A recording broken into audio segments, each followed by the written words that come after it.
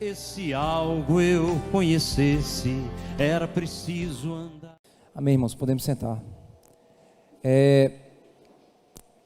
A nossa mensagem, ela tem como título Confiança no Senhor.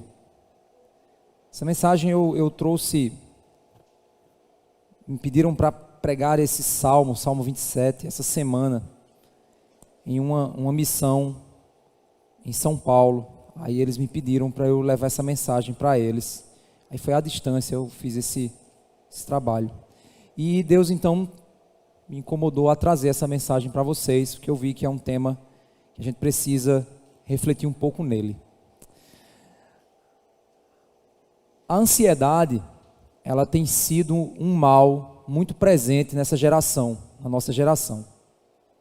Muitas pessoas têm adoecido fisicamente por causa de almas perturbadas. Muito isso ocorre por perturbações em meio às circunstâncias difíceis da nossa caminhada nesse mundo. A ansiedade, ela é fruto ou consequência do medo. E a gente precisa então compreender o mecanismo do medo. Eu lembrei agora de uma ilustração que sempre que eu penso sobre o mecanismo do medo, eu me lembro dessa ilustração. Eu me lembrei agora, no primeiro culto eu não tinha lembrado dela, mas me veio em mente. Quando você está assistindo um filme de terror, e você o personagem está deitado, tudo desligado, e aí aquele barulho ocorre lá fora, bah, aquela pancada, aí o personagem do filme se levanta, vai lentamente andando e vai abrir a porta. À medida que ele vai levando a mão dele, a maçaneta, o seu medo vai aumentando, porque você não sabe o que tem do outro lado. O que pode ter do outro lado? Aí sua mente vai imaginar, é um monstro, é um bicho, é um ladrão, é o quê? E aí você vai lá. Quando você pega no trinco, quando você gira, você já está no limite do medo. Quando você abre a porta, era um gato. Aí você automaticamente, ainda bem que era um gato. Esse sentimento chama-se medo. O medo é uma consequência do desconhecido, da tentativa de entender o que virá. Será seguro? Não será seguro? Vai me fazer mal? Esse medo, então, que é uma emoção humana, e é fruto da nossa fragilidade, porque nós somos seres limitados e temos consciência disso, temos consciência da nossa limitação. Recentemente eu fiz um passeio com uma turma aí, e eles descobriram que eu tenho medo de altura.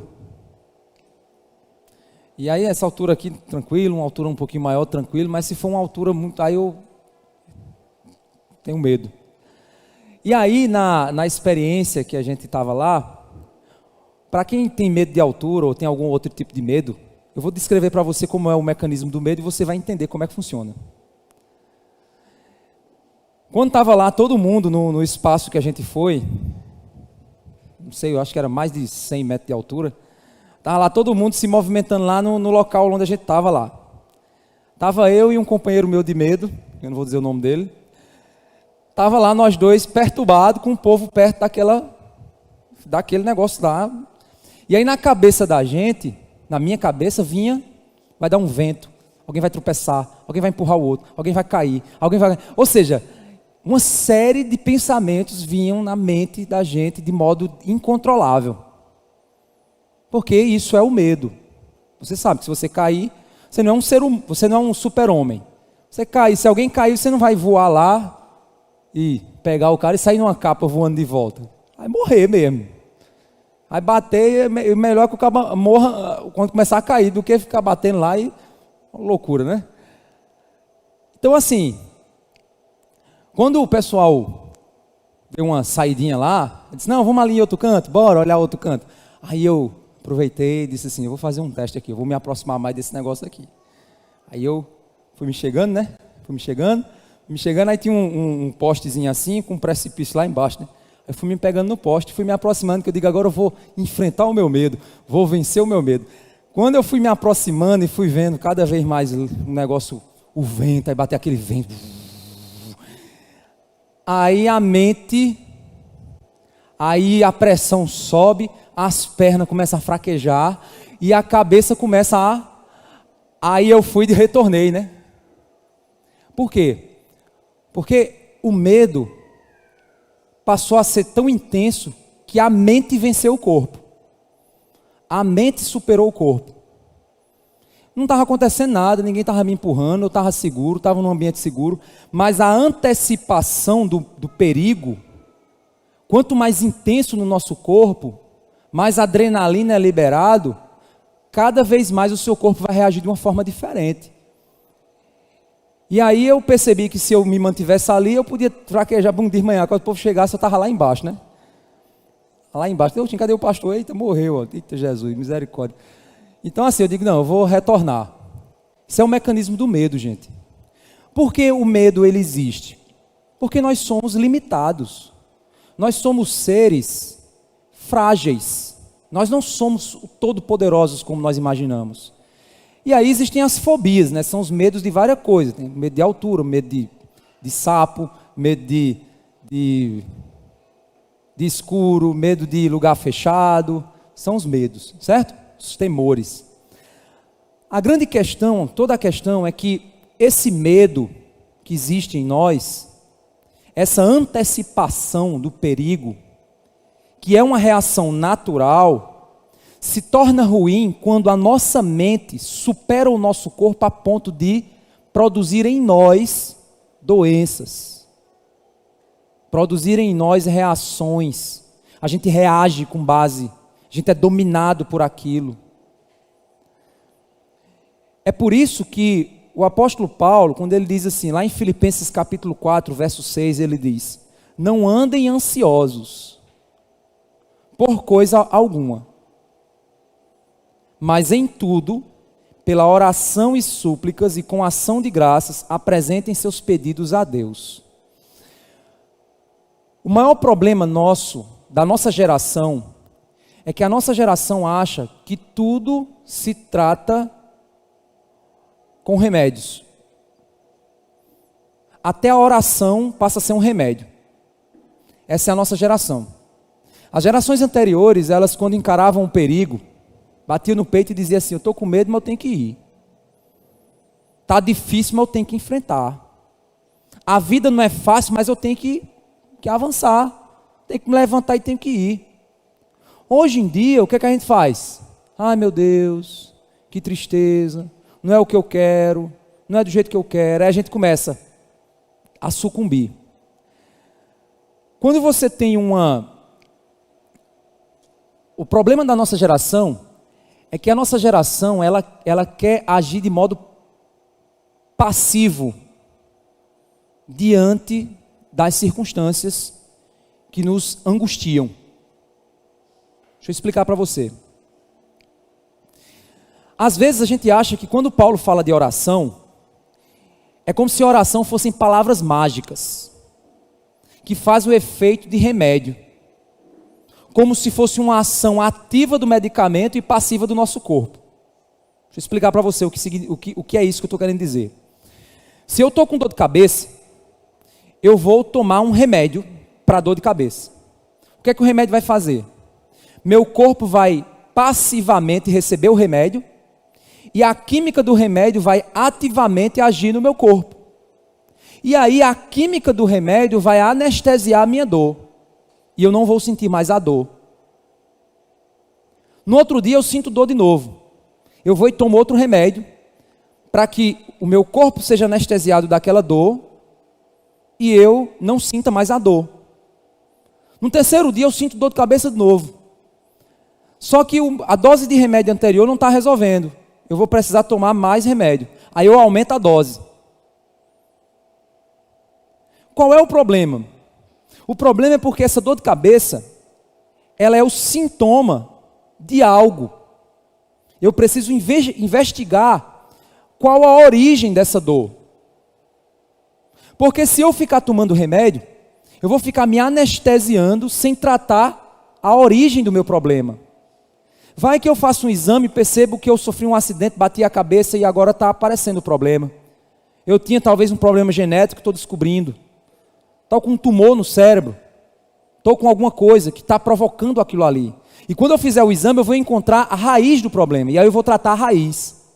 Eu não vou tratar o sintoma, eu vou tratar a raiz. Nós queremos tratar os dilemas da nossa alma da mesma maneira. A gente muitas vezes não quer tratar a nossa alma. A gente quer tomar medicamento para a alma. E não existe medicamento para a alma. O que você vai fazer é anestesiar as suas emoções. Mas não vai tratar a raiz do teu problema. Você vai tomar um medicamento que vai ajudar no sintoma, mas não vai tratar a causa. Pastor, então você está dizendo que você não tem que tomar remédio? Você não tem que... Não estou dizendo isso, pelo amor de Deus. Se você está tomando algum medicamento para ansiedade, alguma coisa para depressão, alguma coisa assim, procure seu médico. Eu não sou médico, sou pastor. Eu trato de alma, eu não trato de corpo. Certo? Mas você precisa entender que se você por acaso está passando por circunstâncias, você não consegue dormir, não consegue descansar, a ansiedade está tomando conta de você, você precisa primeiro fazer exames médicos. Você precisa saber se o seu corpo está bem, se os seus hormônios estão ok, se sua cabeça está ok, se o seu organismo está ok. Porque podem ser causas biológicas que estão afetando a tua mente. É como, por exemplo, de manhã eu sou muito bem-humorado. Não é porque eu sou mal-humorado? Não, é porque de manhã eu me acordo todo doído. Então eu me acordo meio estressado. Ou seja, é uma causa física que afeta emocionalmente. E aí eu tenho que ser muito educado com todo mundo. Tem pessoas que quando estão com fome ficam irritadas. Não tem gente que é assim? Quando está com sono fica estressado. Tem gente que é assim? Tem uns que estão fazendo assim, ó, já para os outros. Ó. Porque são causas físicas, cansaço, dores, que afetam o nosso emocional. Então o que é que eu tenho que fazer? Eu preciso agora tentar encontrar a causa. E aí eu vou fazer os meus exames. Fiz os exames, não apareceu absolutamente nada no meu corpo, eu estou saudável. Só resta uma coisa: a mente, o coração. Só resta isso. E aí você precisa agora trabalhar o seu coração. Só que é muito mais fácil para a gente ficar se medicando. Porque o medicamento vai fazer o trabalho que eu deveria fazer. Eu deveria fazer o trabalho no meu coração. E aí você toma o medicamento, ele anestesia a tua mente. O teu coração passa a doer ainda mais. O medicamento se torna insuficiente. Você aumenta a dose dele. Aí tua alma continua a doer ainda mais. A tua alma sofre ainda mais, que supera o efeito do remédio. Aí você aumenta ainda mais o remédio. Quando menos espera, você está dependente químico. 20, 30 medicamentos. Injetando para ver se resolve o teu problema. Mas você está com um problema na alma. O que isso tem a ver com ansiedade, pastor? Vamos pensar. Se a ansiedade é medo, é fruto do medo, eu preciso tratar o meu medo. Certo? Preciso tratar o meu medo. Se por acaso eu estou lá, 2 metros de distância da cratera lá, vou para cá para não sair da cratera ali, eu estou com medo, eu tenho que entender o seguinte, e essa foi minha batalha lá na experiência de altura lá com os irmãos. Peraí, eu estou aqui, o que é que pode acontecer? Vai dar um vento tão forte que vai levantar e me jogar lá embaixo. Ou seja, eu tenho que tratar a minha mente. Eu tenho que entender o que está me perturbando. Eu tenho que passar a ser racional nas minhas análises. Refletir de modo correto. para que aquilo não me domine, e sim eu domine aquilo ali.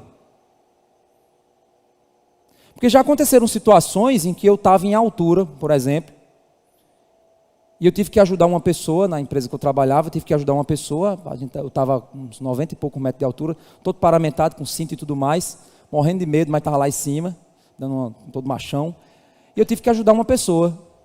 E na hora da ajuda, a pessoa disse, ei, me ajuda aqui. Ele não estava correndo risco, mas se tivesse soltado o que ele estava na mão, podia cair, podia machucar alguém lá embaixo. Diante disso, eu tive que superar e tive que ir lá para ajudar ele, porque eu vi que tinha algo maior, mais sério, e eu não podia pensar somente em mim naquele momento. Ou seja, a gente supera. O que é que eu estou querendo dizer? Que a gente consegue trabalhar a nossa mente. O problema é quando a nossa mente supera o nosso corpo, ao ponto de produzir no nosso corpo danos. Nas nossas emoções, doenças. Nas nossas ações, pecados. Esse é o problema. Se a ansiedade é fruto do medo, eu preciso entender se o meu medo faz sentido. Esse medo que eu tenho faz sentido? Eu tenho medo de não ter o que eu quero. É justo você querer o que você quer? Se Deus disser não para você, você tem medo de Deus dizer não para você? Então, se você tem medo de Deus dizer não para você, é porque você duvida que Deus é bom e que a vontade dele é boa.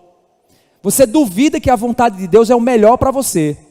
Você acha que a sua vontade é o melhor para você e não a vontade de Deus. Então, você tem medo de que a vontade de Deus não seja a sua. O que é isso? Incredulidade. Aí se torna pecado.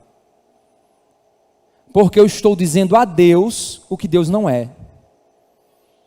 Estou dizendo a mim que eu sou mais do que Deus, melhor do que Deus. Pastor, pelo amor de Deus, então quer dizer que eu estou em pecado? Vamos lá. Medo é uma reação natural da vida. Por que temos medo? Porque não somos superpoderosos. Por que temos medo? Porque não somos Deus. Por que temos medo? Porque somos seres humanos falhos. Por isso temos medo. Então, o medo é uma reação natural. Ok. Mas, quando esse medo domina meu coração, ao ponto de me fazer duvidar da bondade de Deus, isso se torna pecado. Está entendendo? Isso é agredir a santidade de Deus. E nesse ponto, ansiedade se torna pecado. Nesse ponto, ansiedade se torna pecado. E eu sei que ao dizer isso, tem pessoas que, de outras áreas de aconselhamento, que podem dizer, esse cara é louco, é claro que é doença. Não, é doença se você estiver doente. Mas se você está fisicamente bem, e você está provando emoções que estão te adoecendo, você precisa tratar o seu coração, para se libertar disso.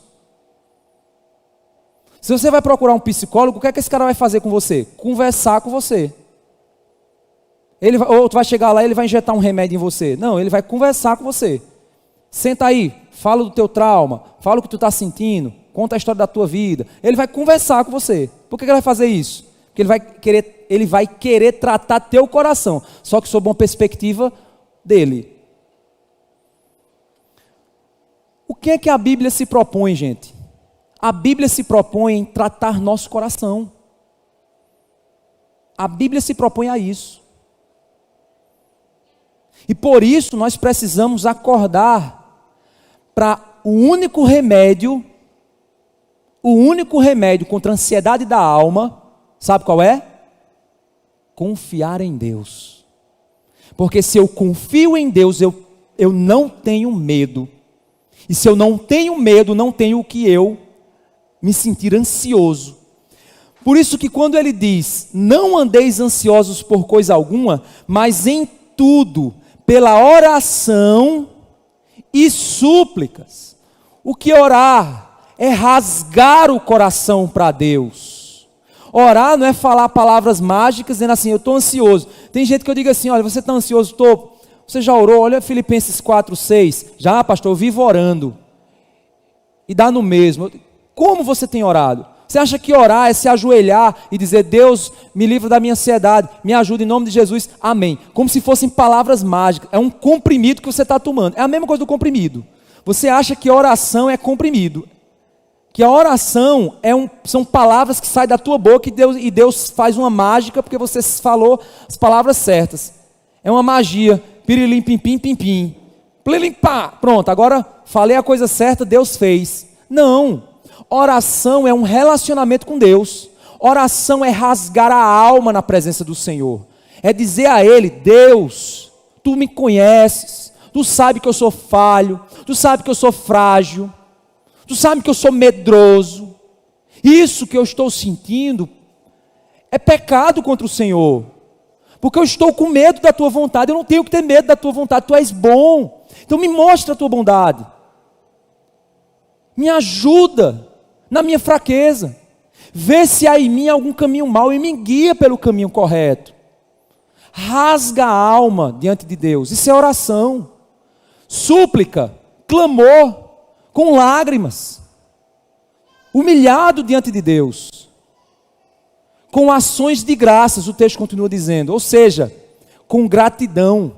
Lembrando do que Deus já fez. Deus vai dizer, você lembra aquela hora que você estava assim, eu tratei você? Você lembra aquela situação que você estava passando e eu estava com você? Você lembra aquele momento que eu estava ali? Você lembra aquela direção que eu dei a você? Você lembra disso? Seja grato por isso.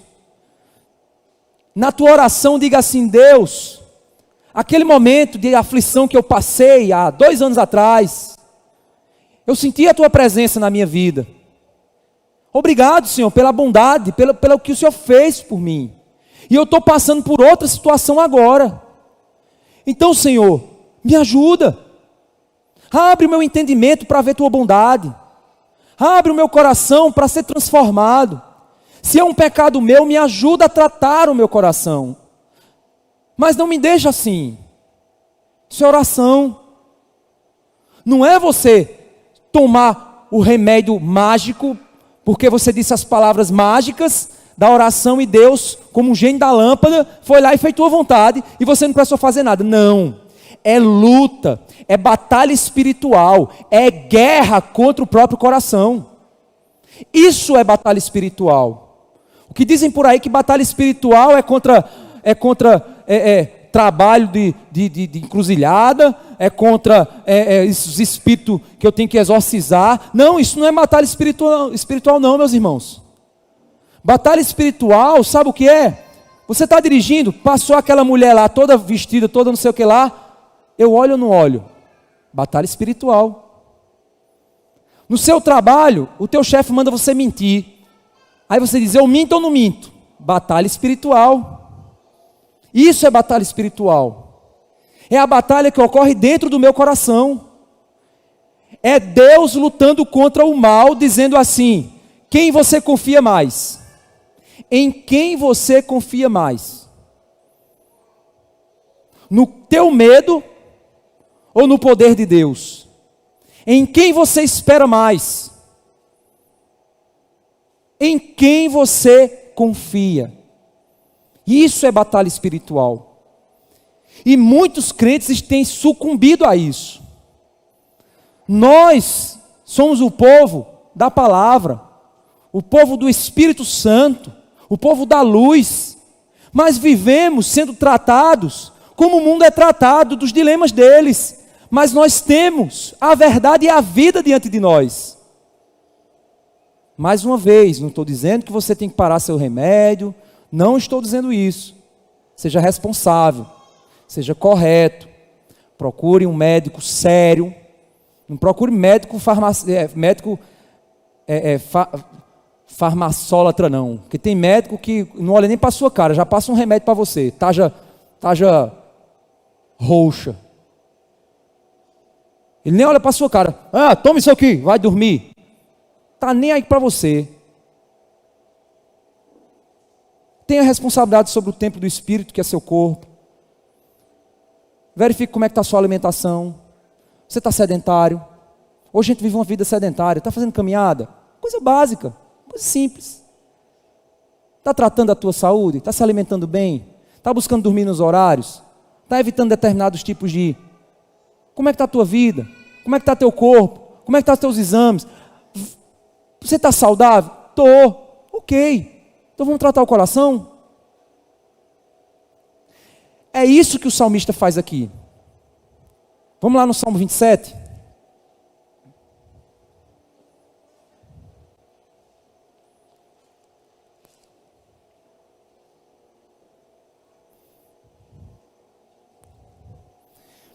Nós precisamos entender que todo salmo, ele começa com uma declaração. Essa declaração, ela dá o tom do salmo. O que é o tom? O tom é aquela nota que você diz assim, ó, essa música vai ser em dó. Brim. Aí aquela nota vai definir toda a harmonia da música. Como é que ela vai caminhar, aquele tom inicial vai definir como é, aquele tom, o tom da música, certo? O tom do salmo, muitos salmos, o salmista começa com o tom do salmo, para dizer o que é que o salmo vai trabalhar. E finaliza com uma declaração, uma conclusão sobre tudo que ele trabalhou. Então vamos entender qual é o tom que Davi usou nesse salmo. O verso 1 nos dá isso. Davi aqui ele faz um jogo de palavras. Esse jogo de palavras ele compara duas condições. E ele faz duas perguntas. Quando um salmista faz uma pergunta, chama-se pergunta retórica. Ele não quer que você responda, ele quer que você pense. Isso é pergunta retórica. Ele está perguntando, ele não quer que você responda, ele está perguntando para você pensar. Qual é a pergunta que ele faz? O Senhor é a minha... Ele primeiro faz uma afirmação. O Senhor é a minha luz e a minha salvação. De quem terei medo? Depois, aí ele repete, só que agora ele faz um paralelo. O Senhor é a fortaleza da minha vida. A quem temerei? O que é que ele está fazendo? Ele está dizendo, o Senhor é a minha luz e a minha salvação. O Senhor é a fortaleza da minha vida. Primeiro ele diz, de quem terei medo? Segundo ele diz, a quem temerei?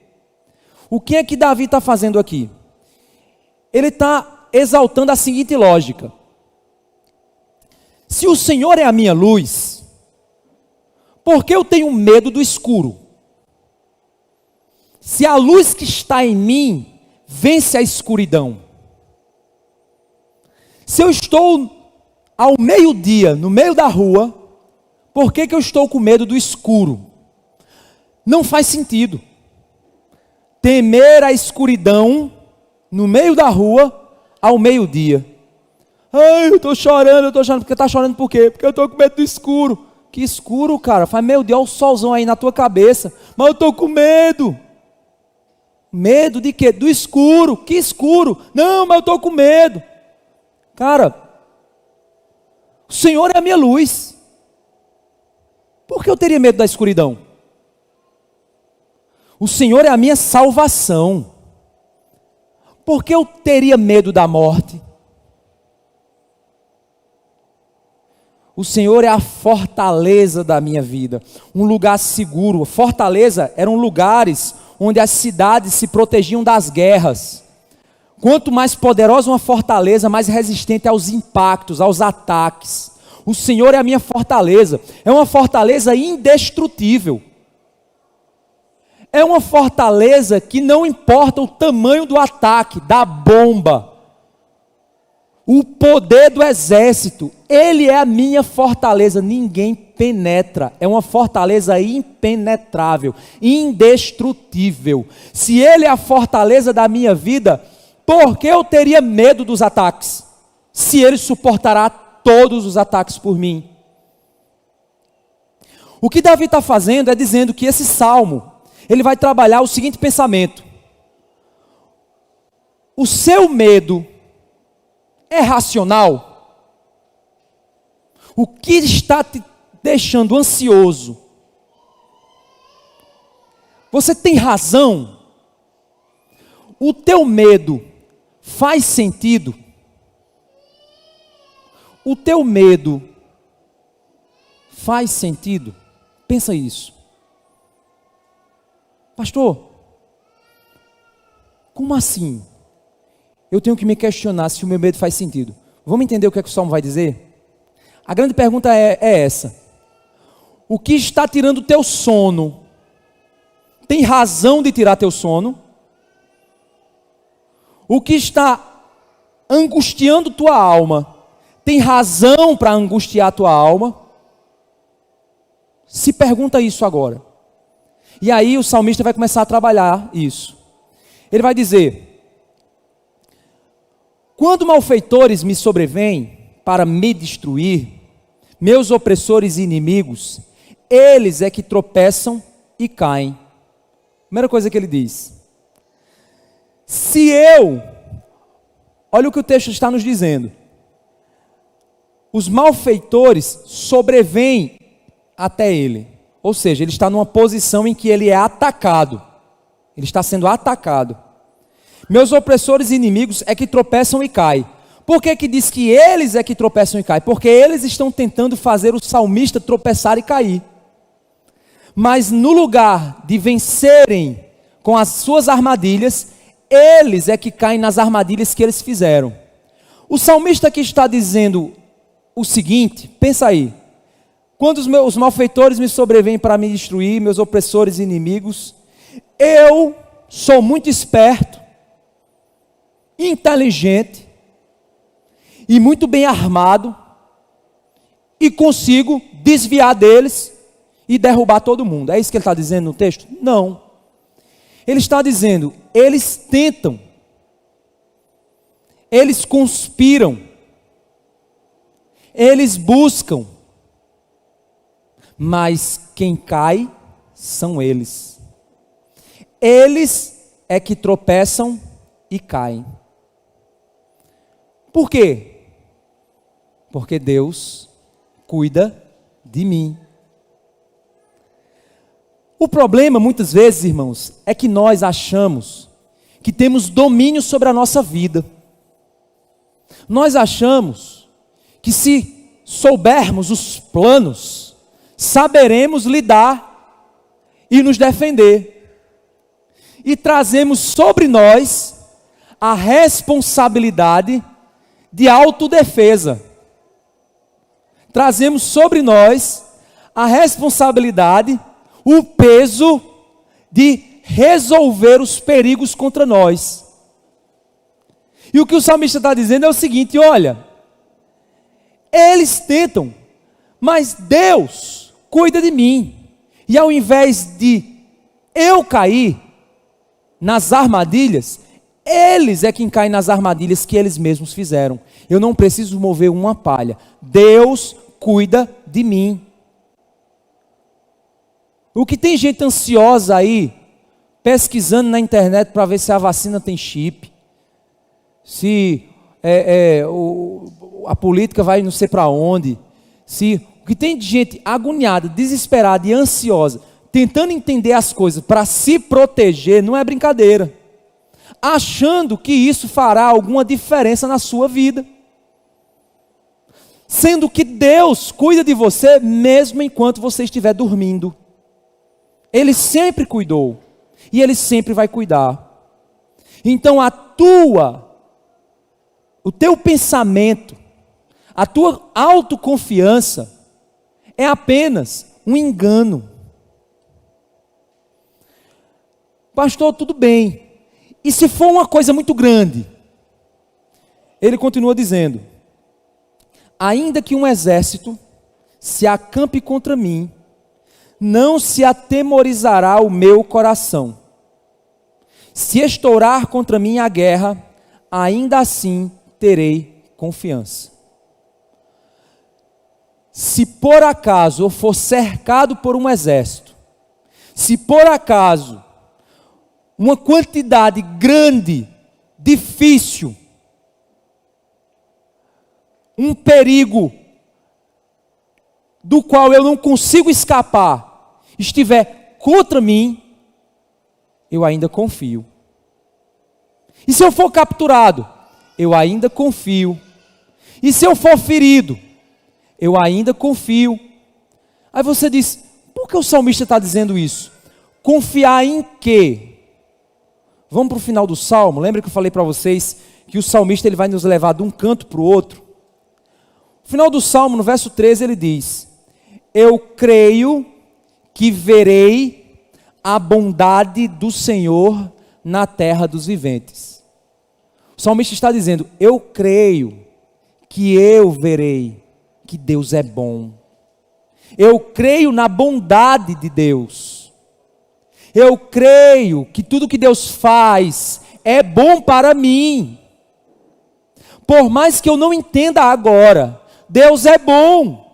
Porque todas as coisas cooperam para o bem daqueles que amam a Deus e foram chamados segundo o seu propósito. Todas as coisas irão cooperar para produzir algo bom na minha vida. Por mais difícil que pareça, por mais doloroso que pareça, por mais demorado que pareça, Deus é bom.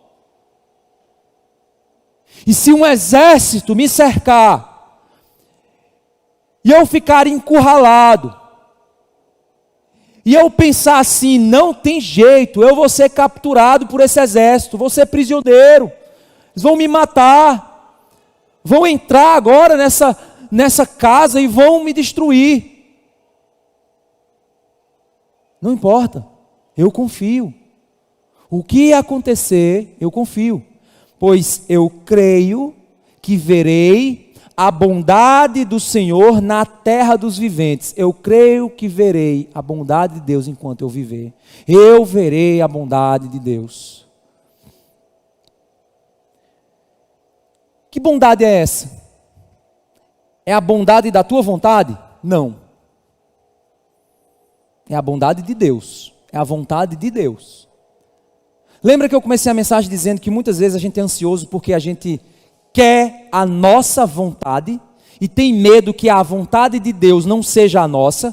Sabe por quê? Porque nós não confiamos na vontade boa de Deus. Nós achamos lá no nosso íntimo que Deus não é tão bom assim, que a vontade dele não vai me fazer tão bem quanto eu acho. Na realidade, se Deus fizesse isso aqui, era melhor para mim. E muitas vezes o meu desejo é um ídolo do meu coração, é um pecado, por mais bom que ele pareça, ele é mau. Aquilo é um desejo mau. Por mais justo que pareça, muitas vezes revela no meu coração um ídolo, uma idolatria da minha vida. E Deus está querendo então evidenciar o meu pecado, para tratar o meu coração, para tratar a minha vida. E aí Deus não vai me dar o que eu quero, mas o que eu preciso, pois o Senhor é meu pastor e nada me faltará, não do que eu quero, não do que eu sonho, mas de tudo o que eu preciso, nada me faltará. Preciso para quê? Para ver a bondade de Deus. Na cama de um hospital, sim. Numa prisão, sim. Num prejuízo financeiro grande, sim. Na perda de saúde, sim. Em qualquer circunstância, boa, aparentemente boa, ou aparentemente ruim, eu creio que eu verei a bondade do Senhor na terra dos viventes. E aí ele termina dizendo, espera no Senhor, anime-se, fortifique-se o seu coração, espere, pois, no Senhor. Por isso que ele diz, quando os malfeitores me vierem, tentarem fazer planos contra mim, para me derrubar, talvez eu nem saiba que esses planos estão acontecendo, mas eles é quem cairão, porque Deus cuida de mim. Então não preciso ficar, não, durma em paz.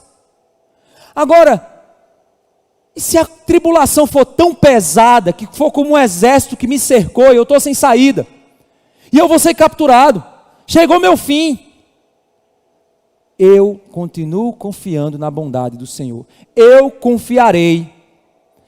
É isso que você precisa entender. Se você entender isso, O problema é porque o ensino hoje tenha fé que essa coisa vai se resolver. Fé não é querer que uma coisa se resolva. Fé é confiar que o que Deus fizer vai valer a pena, mesmo que não me agrade no primeiro momento. Isso é fé. É crer que Deus é bom. Isso é fé. Isso é fé. E aí o salmista, ele, diante disso, ele agora vai refletir sobre o seu relacionamento com Deus. Porque ele diz que confia. No meio de uma luta ele confia. Mas de onde vem essa confiança? E aí ele agora vai trabalhar no coração dele. No meio da angústia, no meio da tribulação, no meio das dificuldades que Davi já havia passado, Davi ele chega a uma conclusão e a um desejo. Verso 4. Uma coisa peço ao Senhor e a buscarei. Se na hora da angústia, Deus ele descesse até você, na forma humana de Cristo, e dissesse assim: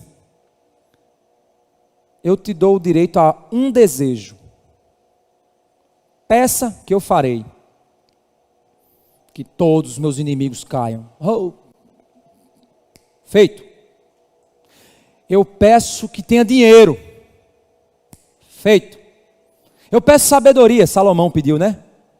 Feito. No meio da angústia, no meio da necessidade de confiar em Deus, o que você pede? O que você busca?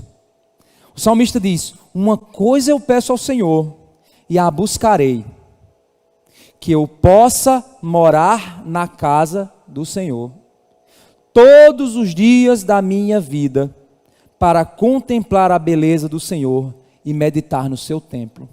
Falei para vocês no início do culto. Na época de Israel, o povo ia para o templo, para quê? Para adorar a Deus no templo, porque era o local. Nós hoje, como nós não temos a casa do Senhor, porque nós somos o templo, nós somos a casa do Senhor, nosso corpo é o templo do Espírito. Mas onde é que o povo de Deus se reúne para contemplar a beleza do Senhor? Para meditar na grandeza do Senhor, para experimentar. O próprio Deus determinou a igreja como esse local, que não é o local físico, mas é a reunião do povo de Deus. E o que o salmista está dizendo, traduzindo para o tempo de hoje, seria: uma coisa eu peço ao Senhor, que eu possa cultuar ao Senhor, que eu possa ir à igreja, que eu possa lá encontrar a presença de Deus, que eu possa contemplar a beleza, a grandeza, a formosura, a perfeição, a sabedoria, o poder, a soberania de Deus. Que eu possa ver isso, que eu possa meditar, que o meu coração seja tratado, que a minha alma seja confrontada, quebrada, esmagada, mas refeita. Que eu seja um vaso quebrado, mas refeito nas mãos do Senhor. E esse lugar eu encontro com o povo de Deus, no domingo, junto com o povo de Deus. Porque Ele escolheu que fosse feito assim. Então uma coisa eu peço, que eu possa estar na presença do Senhor. Ali era o templo. Aqui é a igreja. Que eu possa estar na presença do Senhor. Porque eu quero estar na presença do Senhor para ver a sua grandeza, mas também para meditar, para vê-lo, mas também para senti-lo, para me maravilhar, mas também refletir, para me encher de Deus, para que a presença dele saia pelos meus poros, para esborrar o Espírito em mim.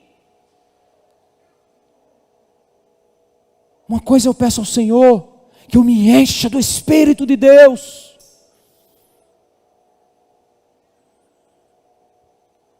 Pois, no dia da adversidade, no dia da tribulação, no dia da dificuldade, no dia da angústia, no dia do medo, no dia dos pensamentos que não convêm, Ele me ocultará no seu abrigo. No interior do seu tabernáculo, me acolherá. Ele me porá no alto de uma rocha, da rocha inabalável, dizendo para mim, fique sobre a rocha, porque não importa o terremoto que você vai passar, essa rocha não se abala. Você está seguro, nada move você daí.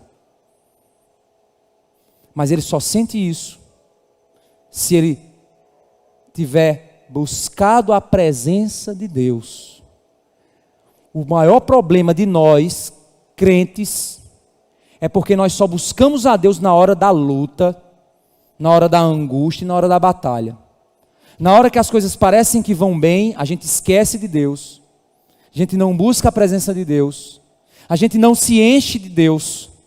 E quando a tribulação vem, ela nos encontra com a casa sobre a areia, nos encontra frágeis, fracos e nos derruba.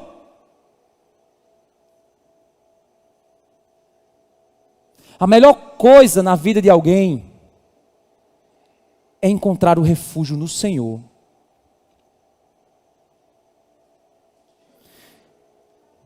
Por isso que o salmista, ele no meio da angústia, no meio das batalhas, no meio da guerra, os inimigos tudo ao redor dele, ele olhando de frente para o exército lá, doido para matar ele, o verso diz, agora será exaltada a minha cabeça acima dos que me cercam, ou seja, eu irei para a guerra de cabeça erguida, pois estou cheio de Deus, confiante no Senhor. Essa batalha não é a batalha de Deus para mim, eu vou entrar na guerra e vencerei, pois Ele está comigo.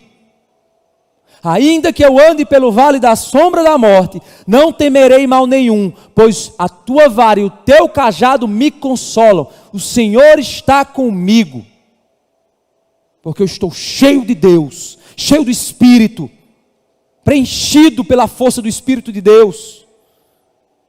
Nele eu confio. E por isso eu ergo a minha cabeça, mesmo cercado de inimigos, mas eu ergo a minha cabeça e vou para a batalha, vou confrontar aquilo que tem que ser confrontado. E por isso, eu me alegro, porque ele diz, no seu tabernáculo, oferecerei sacrifícios de júbilo, cantarei e salmodiarei ao Senhor, eu louvarei o teu nome, Senhor. Eu louvarei. Mas aí, irmãos, sempre que você entra na presença de Deus, todos os personagens bíblicos que tiveram essa experiência de buscar a presença e receber essa presença diante deles, todos os personagens bíblicos, eles tiveram uma reação particular. Isaías, quando viu a santidade de Deus, ele olhou e disse assim, tem misericórdia de mim, sou um homem impuro no meio de uma geração de impuros lábios. Ele viu sua sujeira. Pedro, quando viu o milagre que Cristo fez diante dele, Pedro disse assim, afaste-se de mim, sou pecador. Outro homem disse, olha, eu sou um homem impuro, você não vá, Cristo não vai nem na minha casa. Se o Senhor falar uma palavra de longe, o meu filho é curado. Todas as pessoas que contemplam a presença de Deus, veem a sua maldade, veem a sua sujeira, reconhecem os seus erros. Crentes orgulhosos, cheios de si, que se acha a última bolacha do pacote, que se acha a Coca-Cola no deserto, nunca viram Deus, nunca tiveram experiência com Deus. Uma vez que eu fui para uma comemoração, não lembro se foi na escola, não sei o que foi, mas disseram assim, olha, é uma festa tranquila, Aí eu disse, beleza. Aí eu fui com uma camiseta polo, uma calça jeans, faz muitos anos, calça jeans, me arrumei, fui, bem informal. Cheguei lá, estava o povo de terno, gravata, não sei o que lá, eu olhei assim para mim, fiquei com uma vergonha, eu me senti sujo, me senti indigno. Não sei se vocês já tiveram essa experiência de chegar num canto e dizer assim, meu Deus do céu, eu vou entrar aqui, estou todo desse jeito aqui, não estou me sentindo. Essa experiência é chegar diante de um Deus limpo, santo e puro. Você se sente sujo, porque Ele é limpo demais, Ele é belo demais. Por isso o salmista, ao encher-se de Deus, ele olha para dentro de si. E no verso 7 ele diz, ouve, Senhor, a minha voz. Eu clamo, tem compaixão de mim, responde-me. Ele agora está orando ao Senhor, clamando ao Senhor. Mas quando ele clama ao Senhor, ele pede que o Senhor o responda, ele pede que o Senhor tenha compaixão dele. Ele diz, Senhor, eu sou frágil. Senhor, ele está fazendo exatamente aqui o que Paulo diz, lance a sua ansiedade aos pés do Senhor. Ele estava numa guerra, ele estava numa perseguição, ele estava buscando a presença de Deus no templo. Ele levantou a cabeça para enfrentar os exércitos, mas chegou um ponto que ele estava cansado. E ele foi orar, ele estava ansioso, ele estava com medo, e aí ele foi orar ao Senhor. Ele foi buscar o Senhor em oração, e nessa oração ele disse, Senhor, ouve a minha voz, eu clamo, tem compaixão de mim. E aí Deus responde, ao meu coração me ocorre, Deus fala ao coração dele, busquem a minha presença. Deus diz ao salmista, busque a minha presença. Aí o salmista responde, buscarei, pois, Senhor, a tua presença. Eu vou buscar a tua presença, para me livrar dessa angústia, para me livrar desse medo, para me livrar disso, eu vou te buscar, Senhor. E aí quando você vai buscar a Deus, um Deus santo, puro, você não vai buscar determinando, decretando, eu quero porque eu estou decretando que eu sou filho do dono da prata. Não. Você vai chegar igual o publicano, que batia no peito e não ousava nem levantar os olhos aos céus, Cristo diz. E ele dizia assim, Senhor, sê propício a mim, pecador, perdoa-me. O fariseu estava lá dizendo, Senhor, ouve minha oração, porque eu não sou roubador, eu não sou como esse publicano, eu sou... Não é assim não, você tem que chegar na presença do rei, e chegar humildemente na presença do rei, e chegar como salmista, não escondas, Senhor, a tua face, não me deixe, não me ignore, Senhor, não esconda a tua face de mim, não rejeites com ira o teu servo. Se Deus se irasse contra nós e derramasse sua ira sobre nós, Ele seria justo do mesmo jeito, seria santo do mesmo jeito, não faltaria nada a Ele. Ele só não derrama ira sobre nós por causa de Cristo, porque Ele mesmo ofereceu seu Filho por nós. E por isso Ele diz, não rejeite com ira o teu servo. Senhor, eu sei que eu sou pecador, eu sei que eu sou falho, eu sei que essa minha falta de confiança é pecado contra o Senhor, é incredulidade, eu sei. Mas por favor, não olha para o meu erro. Se o Senhor olhar para o meu pecado, eu não vou subsistir. Se o Senhor olhar para a minha falha, eu não vou permanecer de pé. Não me rejeites. O Senhor é tudo o que eu tenho. O Senhor é tudo o que eu preciso. Tu és o meu auxílio. Não me deixes, nem me abandones, ó Deus da minha salvação. É impressionante, irmãos, porque os salmos, eles apresentam, quando eu leio os salmos, eu consigo mergulhar na emoção do salmista, porque eu vejo uma batalha espiritual no coração desses homens. Ele, quando entra na presença de Deus, ele diz: Deus, não me deixa. Ele passa a ter um medo. E aí ele diz: Deus, não me rejeite com ira. Eu sou errado, eu sou pecador, eu tenho pecados. Mas por favor, não me rejeite, porque se o Senhor me deixar, o Senhor é meu auxílio. Se o meu auxílio me deixar, onde eu vou encontrar refúgio? Onde eu vou achar salvação? Que me falte tudo, mas não me falte a tua presença, Senhor. E aí ele tem uma resposta do próprio coração dele. Olha que interessante. Porque se o meu pai e minha mãe me abandonarem, o Senhor me acolherá. Ele percebe que Deus, Ele é tão fiel, tão misericordioso, tão amoroso e compassivo, que mesmo que o pai, seu pai e a sua mãe te deixasse sem nada, Deus ainda estaria lá. Porque as pessoas que você mais confia podem te abandonar, porque são seres humanos, mas Deus jamais te abandona. E é essa a batalha do coração do salmista. E por isso ele agora percebe e diz: mas eu cometo erros, eu sou falho, eu preciso de direção. E aí o verso 11 ele diz: ensina-me, Senhor, o teu caminho. Senhor, me mostra onde é que eu tenho que trilhar. Guia-me por vereda plana, me mostra o caminho certo. Não me importa por onde eu tenho que andar, mas me mostra o caminho correto. No meio da batalha que eu estou vivendo, me mostra a decisão correta, uma decisão que te honra, uma decisão que te glorifica.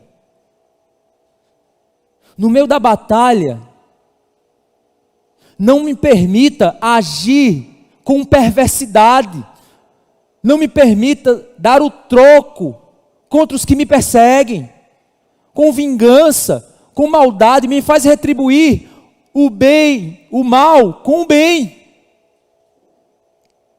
Não me deixa me rebaixar ao nível deles,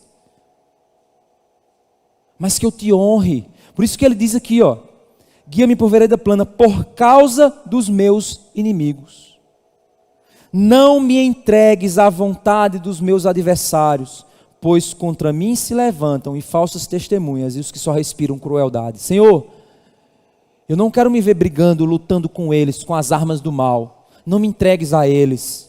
Me mostra o caminho certo, me mostra a ação certa, me mostra a atitude que te glorifica. Porque eles só querem o mal. Eu não quero me misturar a eles, eu não quero andar como eles, eu não quero usar as armas deles para vencer. Eu quero que o Senhor me mostre o caminho, para que eu te honre, para que eu te glorifique. E é por isso que o salmista no final ele diz: eu creio que verei a bondade do Senhor na terra dos viventes. Espere no Senhor, anime-se e fortifique-se o seu coração. Espere, pois, no Senhor. Deus é bom. Espere em Deus. Quanto tempo? Não importa. Deus é bom. Mas está difícil. Espere no Senhor. Mas eu quero que seja: espere no Senhor. Enquanto você ficar se machucando, brigando, lutando para que a tua vontade e o teu tempo seja feito, é inútil essa batalha. É inútil essa batalha. Descanse no Senhor. Espere no Senhor. Aceite a vontade do Senhor como boa, perfeita e agradável para a sua vida. Isso é uma batalha espiritual, irmãos. essa é a batalha da nossa alma. Essa é a batalha pela nossa alma. E se você não batalhar, você não irá vencer, crescer, ser santificado, ser edificado. Você vai ficar para sempre dependendo. Mais uma vez, se é questões médicas, trate medicamente, de modo médico, certo? Mas se são questões emocionais, você vai passar a sua vida dependente de remédio para dormir, dependente de uma série de outras coisas para se sentir bem, para lidar com a ansiedade, para lidar com as emoções. Sabe por quê? Porque você briga com Deus o tempo todo. Luta com Ele o tempo todo. Quem é a sua vontade no lugar da vontade de Deus?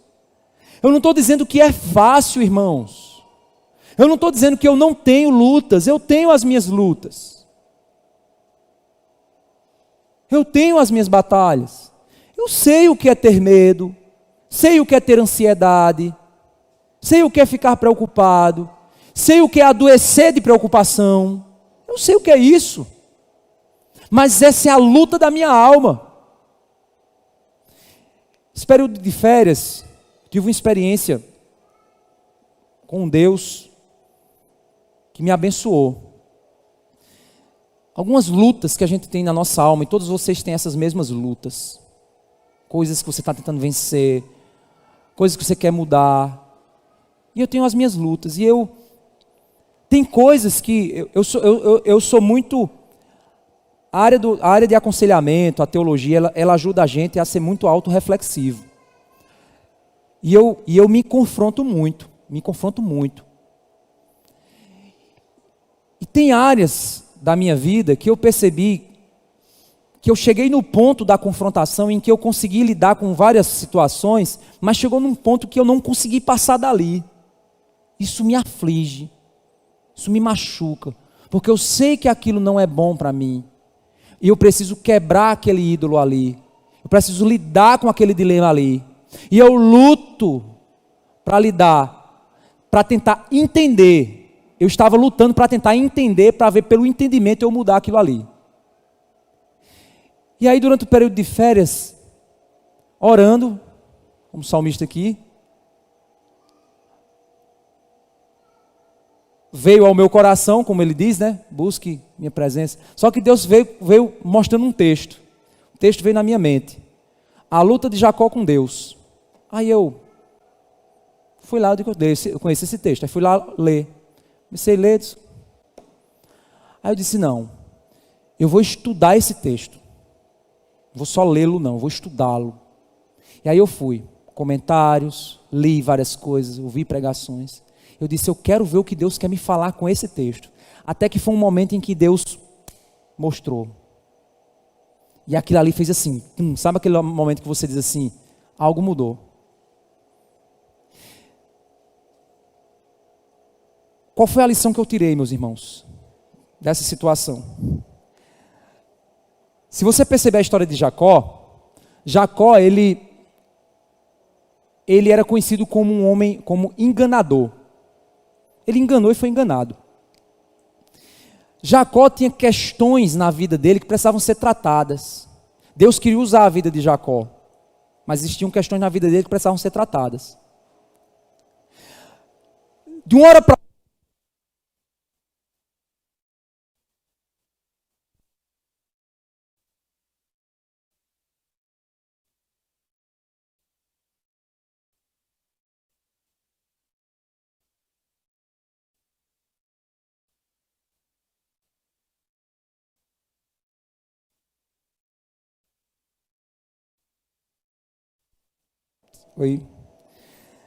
De uma hora para outra no texto, na história de Jacó, você vê que ele começa a lutar com Deus. Aí você diz, oxente, que estranho aquilo ali. A luta de Jacó com Deus era Deus, a presença de Deus ali diante dele, e ele dizendo assim, eu não te deixarei ir enquanto não me abençoares. Aí tem gente por aí que distorce o texto, dizendo que é porque ele estava lutando pela bênção. Não, ele estava lutando por transformação. Ele percebeu na vida dele coisas que precisavam ser transformadas. É tanto que depois daquele texto ali, a vida de Jacó dá um giro. Depois dê uma lida para você perceber isso. Porque naquela hora o que Jacó estava dizendo era: Senhor, me transforme, me quebre, me refaça, me abençoe. E aí o anjo, a presença de Deus, estava dizendo: deixe-me ir embora. E Jacó dizendo: não, eu vou lutar com você e só deixo você ir depois que você me abençoar. Ou seja, depois que você me transformar. Interessante, gente, porque é óbvio que Jacó não estava segurando Deus ali não, gente. Estava lá e Deus dizendo: vixe, que homem brabo, ai, não tá dando. Não, Deus estava dando uma colher de chá para ele. Só que ele estava lutando. E dizendo: eu não te deixo ir enquanto o Senhor não me transformar. Me muda, me transforme, me quebre. Até o ponto que Deus disse: tá certo. Eu vou aleijar você. Eu vou cortar seu ligamento. Você vai mancar pelo resto da sua vida. Para você lembrar que eu te mudei. Que é isso, irmãos? Tem coisas na sua vida que você precisa lutar com Deus. Mas não é lutar para Ele fazer tua vontade. É lutar para dizer: Deus, me quebra. Deus, toca no meu juntamento. Toque na minha liga. Toque em mim. Me deixe mancando, mas não me deixe sem transformação. Tire de mim a minha saúde, mas não tire de mim a transformação da tua presença. E você tem lutado com Deus? E aí eu aprendi que existem áreas da minha vida que eu tenho que lutar com Deus. Me transforma, Senhor. Toca. Muda.